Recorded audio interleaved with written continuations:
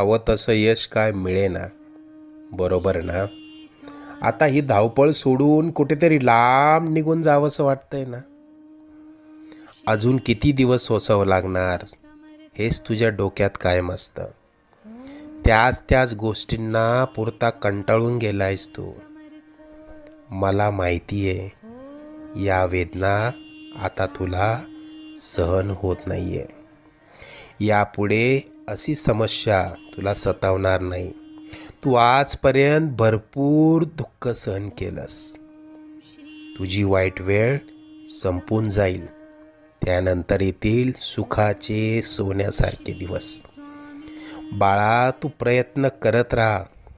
जिथे तू थांबशील तिथून पुढे तू हाती घेतलेले कार्य आम्ही पूर्णत्वास नेऊ. तू प्रयत्न करत राहा. यश तुझी वाट बघतंय.